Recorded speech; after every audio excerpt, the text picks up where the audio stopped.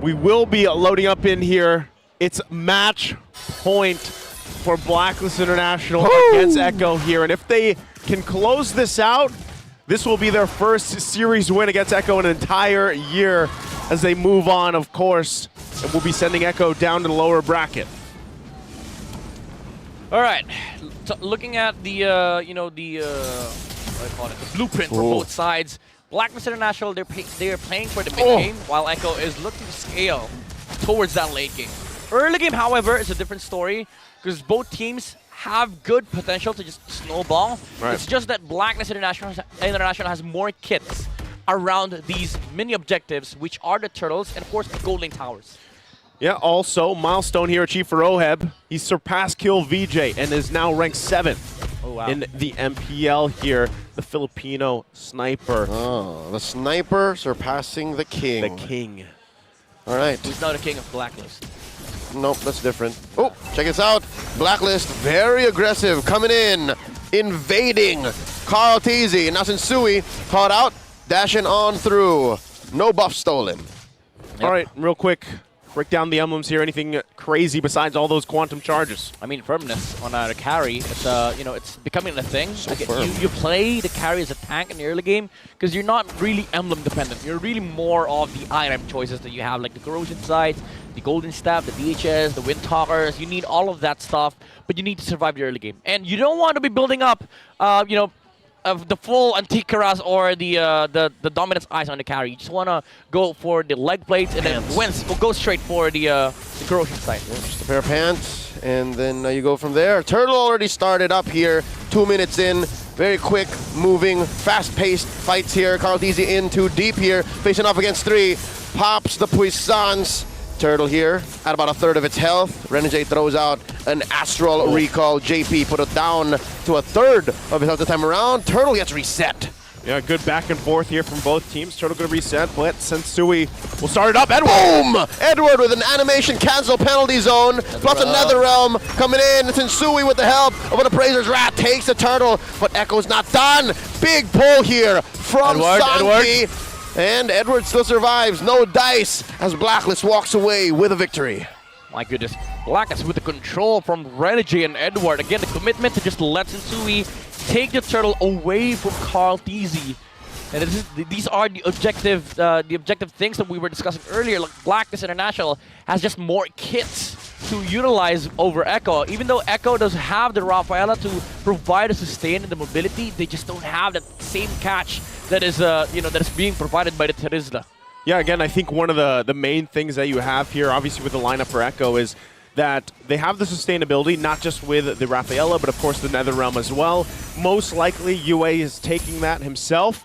But even from that first turtle fight, you already kind of get this picture. Like, all right, some of these fights, it's going to be a lot of back and forth. They're going to try to bait out some of these ultimates, some of these resources the best they can.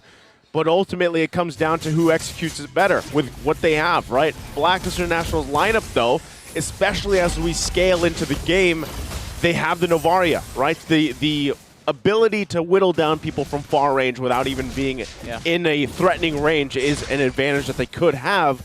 So Echo, once again, wants to play with the mobility that they have. They want to be able to maneuver around the map, and I think that's why it's also crucial Carl, that they find things early on if they can. Energy Eruption coming in from Sensui, but neither side wants this fight. About 30 seconds until the next turtle. Yeah, it's interesting that Blacklist International really picked up the Novaria in front of the Rafaela. It's considered a soft counter because you just mitigate the damage output and the poke coming out from the Novaria. But Blacklist International has already done this in the regular season wherein they picked up the Novaria against the Rafaela and they utilized it in a way that is just providing vision and control during the fights. Renegade picking up the Ice Queen wand, which is something that I want to see in this game. Will allow more control for Blacklist International to deal with the Rafaela and the Faramis playing in the team fights. Big ults missing from Echo here. Blacklist gonna oblige. Penalty zone from Edward coming in. Renegade with an Astral Echo, forcing out a flicker from the Hitman. And there's an early Netherrealm from the Agent. And now Sanji coming in with the pull. Turtle gonna get reset. Yue put down to 1/3 of his health. Now just a 10th. And there's not enough damage. JP barely alive. And he gets popped here. First blood drawn by Agent Zero. Yeah, revenge strike. Got him. All right, so now with that on the board, Blacklist International. But Echo Are they going to get this, or is Sensui going to try to do something about it? Oh, almost. Renegade throws out a recall. No one home. That's a turtle apiece. Echo scores. Blacklist International still playing into that mid-game timing. They are getting the resources that they need, leading by a small margin of goal, but again, Echo is really looking forward to scale into that late game. So Blacklist International, if they want to make some pressure, some movements, it should be between the 6 to 8 minute mark, wherein the towers are really vulnerable against the Bruno. Yeah, and the only thing they obviously are lacking, especially in those fights that are happening around the turtle, because really that's where all the action is right now, you're seeing it, right? They have sustainability, but they don't quite have the damage yet. Now that things have kind of gotten to this point, the turtle will be up here too. You saw the lane swaps going on too for Blacklist International, now eyeing that tier 1 on the top side. It's going to be up to Echo to be able to actually contest some of these, right? Sensui, though. Spends his retribution. JP again, down to a fraction of his health. Gets hit with a recall. Now Sanford also very low, but they are going to push the advantage here.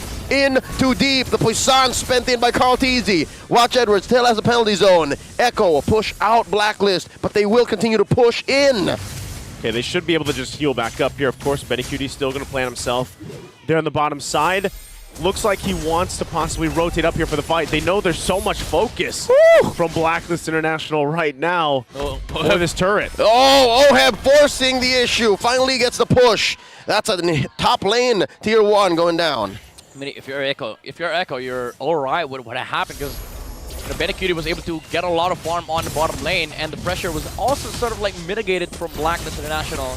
But then again, you have to sort of like reinforce this defense in the mid-game, wherein Blacklist International will be strong around its Bruno.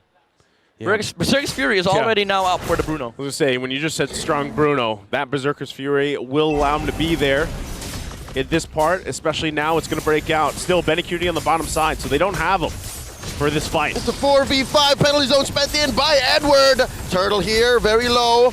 Out of retribution range, but just yet. And now comes a UA using another realm. Carl Teasy, the young goat steals away the turtle. Now Blacklist thinking twice. Should we not? They back off. Echo scores the final turtle of game number 4, and Benny Cutie pushes. They're winning the macro battle here for Echo, getting the turtle for Carl Teasy, and also a tower for Benny Cutie. Again, do keep in mind, Echo is looking to play to scale. Blacklist International, this is their timing. This is where they want to fight, but they're losing out on these micro objectives. Yeah, right now, this is just a display of the macro game from Echo, right? And all this, it's allowing Benny Cutie to farm up. He is still, relatively hanging here with Oheb, but we do know that the carry takes a little bit more time. Already has that golden snap, has that corrosive scythe. So is Benny Cutie where he needs to be, Midnight, in terms of that first Lord fight that's coming up in just about a minute or so? I think he needs a win of nature to be able to sustain against both Edward and Oheb. And even Sensui. Yeah. Some small, defense capability will help the carry, because he's not the main priority target here. It's always going to be Carl Teasy during the Lord takes. But it does help if Echo is able to just not look at the Lord and force the 5v5 against Blacklist International. And that starts if Benny Cutie is confident enough to step forward against these heroes on the side of Blacklist.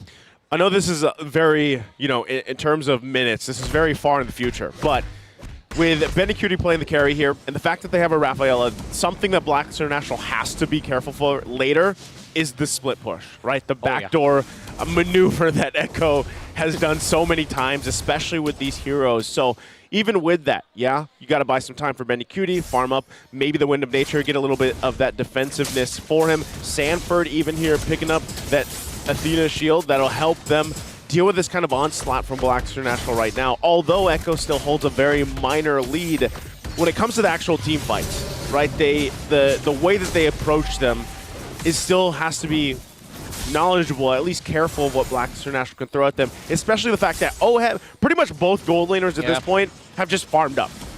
They haven't done too much just yet. Talking about split, look at bottom lane. Like the Paquito is just handling the bottom lane by himself. Carl! Watch out. I think Blacklist is just forcing out another realm. Oh, it hurts. This may be too expensive as Blacklist looks to blitz the Lord. Look at Carl Teasy. Edward. Sanji and JP, they know that they have to rush it. Can he come in? Lord scored here by Blacklist. And it's free. Blacklist claps back. Oh, wait. Look at this. from the flank. Benny Cutie in Sanford. NetherRealm scored by Blacklist. UA pops it. Oh, wow. They were happy. They were happy. Macro battle here. Blacklist's turn. Yeah, Blacklist again, they were happy with that Lord take. They didn't want to force the 5v5 engagement against Echo. They want to be able to utilize this Lord that is coming onto the bottom lane. Remember, you have a Bruno, you just need to be able to position yourself in this bottom part of the jungle, but Echo, they know that for a fact. That's why all 4 heroes that are able to fight are placed in this part of the map. Even Sanford is going to reinforce this defense coming out from Echo. Yeah, again, first Lord being drawn here for Blacks International. They're going to push down the bot here. What does Echo do? They're looking to crash in. Penalty zone from Edward. The response, the re-engage. And Edward about to get popped here. NetherRealm coming in from Sanji. Oh, you win. Health goes down. Sensui right in the middle. Big bonk. Appraiser's Wrath. Is it his turn to turn? Nope. It's going to be no dice as they both back off. So again, look at these team fights unfolding, right? Echo, as they farmed up for Benny Cutie, it's very difficult for them to actually get to convert some of these kills when they're low. You know, this is, guys, we're 11 and a half minutes in. There's 1 kill on the board. That's the lowest I think we've seen since the regular season. Because I think the longest we've gone so far without a kill that happened regular season was 12 minutes in. Uh-oh. Here we go. Sanford coming through. That bush, penalty zone, knocking up 3. Edward, he's feeling himself. JP very low. He goes down. Sensui gets the kill. The run down. And now Carl Teasy does not have the puissance, but it seems like Blacklist is going to be backing off. Yeah. Already big lead for Blacklist despite only getting 2 kills. No HP, no HIB. And again, what they want is just the objectives. They just want to be able to choke out the resources away from Echo. You don't need to win 5v5 engagements. If you are able to push down these towers for the next 3 or 4 minutes, you will get a net positive result in terms of gold lead, and that just means that Benny Cutie will not be able to walk outside base, split, and get some farm because Blacklist International will be standing inside the jungle of Echo, just, you know, removing the farm away from Carl Teasy and Benny Cutie. Approaching the 13-minute mark here. Lord spawning in about 30 seconds. I have a question to present to you, gentlemen, because another question. All I right. think Echo here, you have to ask him, specifically Benny Cutie, are we there yet? Is he ready? Just like the film starring Ice Cube, 2005. Are we there yet? Wow, you had to dig deep, huh? Well, he probably looked that one up.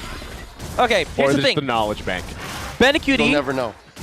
Where he is at right now is already a carry. He's already a carry. He's real. But the thing is, you also have to consider the way that they execute these fights, because as a carry, you also have a problem of you just stealing the NetherRealm. And then you also have to wait 1.7 seconds before you start dealing damage. Oh, it worked! Fight starting up. Penalty zone spent on 2. US still has his NetherRealm, and that's Sanji spending his. Look at this, Echo going in too deep. Oh, the hold! 8-4 carry. Benny Cutie's here. Lord still out of retry range. Sanford barely alive. Wow, Teasy takes the Lord from the back. UA is slain. Now Benny Cutie coming in. Sensui, energy eruption. He erupts himself. The storm is here, flickering on through, and now it's Edward's turn to get his triple kill for Benny Cutie. You asked the question, Leo, and there it is. That's the answer. The triple kill, the carry is carry. The storm is brewing for Echo.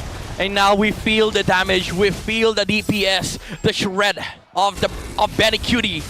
And Blacklist International, I just want to say, Renji kind of messed up that Lord dance for Sensui. The Star Shudder hit the Lord, and Carl Teasy was quick enough with the retribution timing. Oh, look at the rubber banding effect as Oheb gets clapped here. Echo are in your face, they're in your base, and they're threatening the end. Carl Teasy gets punished. All right, here we go. Blacklist showing their teeth. Thou shalt not push, not so quick as Echo skedaddle. Okay, they defend, but that was really close to possibly ending here. Echo now just full-on swinging the gold in their favor as well. We're going to take a look at the replay. This is exactly what we're talking about. The shot from Renegade brings it down. Oh, it messed up the timing. Gets the timing. That is tough. And then they get collapsed on in the triple kill for Benny Cutie here. So they're going to have to, basically they're paying the price now for this because momentum swings heavily in favor of Echo. Benny Cutie fully buffed up where he needs to be item-wise and everything else. and now they'll play around that. It only took them, what, 14 minutes to get there? Yeah. No big. No biggie. I mean, it's no biggie if you're able to play like this. Like, Echo now has full control of the map. Even though, as I say that they're not in the jungle of Blacklist International, you still have to consider that there is a Novaria on the side of Blacklist. It's not so easy for Echo to sort of like establish this map control because of the vision that is being given by Renegade. So there is that semblance of hope for Blacklist International. You're not essentially crumbling in terms of farm and resources because you are able to cover some, some parts of your map because of the Astral Echo. That's right. I'd like to echo that. It's funny because it's Astral Echo, but Echo, Blacklist Right? International. And yeah, no, I'm about to say the same thing again. The Sorry. fact that this is a 4K gold lead at 16 minutes, it's a small 4K gold lead. Yeah. Honestly, even with that, at the way the game has gone, for the majority of it, Blacklist International is still in actually a good position to fight toe-to-toe with Echo. So really what it comes down to now, even with this situation, is can Blacklist International be the ones to get those ultimates out from Echo first, right? Especially as we get to these Lord fights in about 20 seconds here. One, is it UA, does he also take the Netherrealm, right? Which team uses that first, which team utilizes that first, but then getting through that sustainability with the Rafaela across from you. So you're fighting sustainability, obviously, with Poke, with range, when you have the Novaria, a little bit of a vision advantage as well. But that's kind of the thing that Blacklist International has to solve here, and that's exactly why Echo will be confident enough to go ahead and start this dance up. Yeah, no, this is a no-go. This is a no-go. If you're effort. Echo, you're dancing with two left feet. You have an Astral Echo on you, and now it gets reset. Okay. Okay, they're going to go back and forth. Once again, Edward, Edward. though. Penalty zone, plus the Lord with a knock-up. Edward gets slain. Benny Curie. And now they go for it. Another realm from Sanji. Blacklist effectively evicted out of the jungle. And now Echo scores another Lord. And now Sanji comes with a pull. Oheb goes down. Traded up for Sanford, though. Look at this. Echo coming in from the back. And they are going to sandwich Renegade, Sensui, and Yue. And now Sensui. Oh, he gets taken out here. Blacklist are dispersed here. I think that's it. Yeah, I don't think they're going to be able to defend against this. UA, Renegade. UA's probably going to go down and get chased down. Mid-lane Magician playing with fate. Takes down Sanji. Wins the 2v1. Now Carl Teasy looking to end this. Looking to buy time. And Edward and Renegade first. The Bataan-boy connection keeping Blacklist UA's in still it. alive? UA, my goodness. He is. But not for long here. Okay, he's Don't say that. No mana. One more. No mana. All right, there goes a punch. Hey, you got to give it up to Blacklist International buying enough time here with that situation. Yes, they still got to deal with the Lord. They've got 30 seconds for UA to be up. It's 4 members. Can they defend against this? Lord pushes it. 4v5. This is a luminous Lord. It's big. And there's a lot of damage coming in. Netherrealm forced out. Edward with penalty zone, but he goes down. Now a 3v5 defense. Sensui very low. Gets popped his immortality. And now the Lord gets clear of. Sanji goes down. There's a wave in mid. Carl Teasy goes. Oheb still alive. Little Hitman goes back. Flicker's gone through. Watch the wave. Watch the base. And now Yuri gets his immortality pop. And he's fighting back. No way! Hitman is still here. Blacklist loses all of their inhibitors, but they effectively win the defense. Blacklist still in this. Echo crumbling. How did they just defend against this? Yes, Sanji's up because of the passive, but Blacklist International gonna run it down mid here in an amazing defense. You gotta come in, Edward, man. The penalty zone kept every single one on the side of Echo outside the range of the base. They were not able to utilize the Lord. All right, watch out. Carl TZ coming in. Sanford as well. An early Netherrealm, keeping them alive, clearing the waves. But Oheb here. Benecuti in 3. Taking down Sanji. Here comes Sanford. They're going to need to punch every single minion, every single wave here. And just like that, Blacklist International are headed on to the upper bracket